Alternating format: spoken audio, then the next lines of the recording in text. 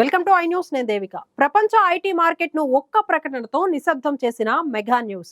Indian tech దిగ్గజం TCS అమెరికాలో పనిచేయాలనుకునే వేలాది మంది భారతీయ టెక్కీల డ్రీమ్స్ ప్లాన్ ను మార్చేసింది.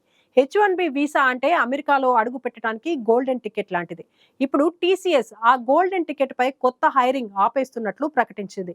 నిజంగా ఈ నిర్ణయం వెనుక ఉన్న ఫైనాన్షియల్ ఇంపాక్ట్ ఎంత?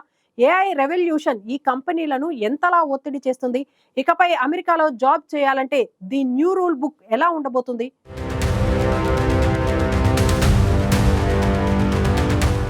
Attention techies, the game is totally change. గతంలో TCS the H1B visa champion ఏకంగా 1,00,000 మందికి వీసాలు స్పాన్సర్ చేసింది. కానీ ఇప్పుడు no more new recruitment on H1B.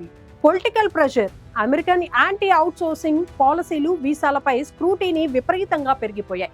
TCS ఈ పొలిటికల్ ఫైర్ లో చిక్కుకోకుండా ఉండటానికి స్మార్ట్ ఎస్కేప్ రూట్ వెతుకుతుంది. ది ఏఐ వేవ్ ఇప్పుడు టెక్నాలజీ క్లయింట్లకు మరింత క్లోజ్ గా పనిచేయాలని డిమాండ్ చేస్తుంది. ఏఐ, డేటా సైన్స్ వంటి ప్రాజెక్టులకు లోకల్ గా ఉంటూ డైరెక్ట్ గా కొలాబరేట్ చేసే టీమ్స్ కావాలి. So the future is local talent. TCS ఇప్పుడు L1 వీసాలపై దృష్టి పెట్టే ఛాన్స్ ఉంది. అంటే మీరు ఇండియాలో పనిచేసి కంపెనీ ఇంటర్నల్ ట్రాన్స్ఫర్ ద్వారా మాత్రమే అమెరికాకు వెళ్ళగలరు. This is the true sign of this decade.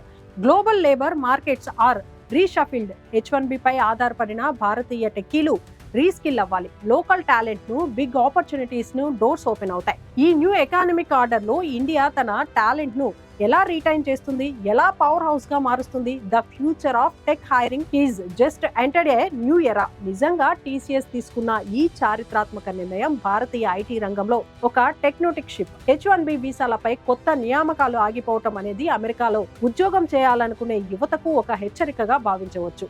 AI technology, కఠినమైన వలస విధానాలు, ఈ రెండు శక్తుల మధ్య టెక్ కంపెనీలు తమ వ్యాపార వ్యూహాలను పూర్తిగా మార్చుకుంటున్నాయని ఈ పరిణామం రుజువు చేస్తుంది.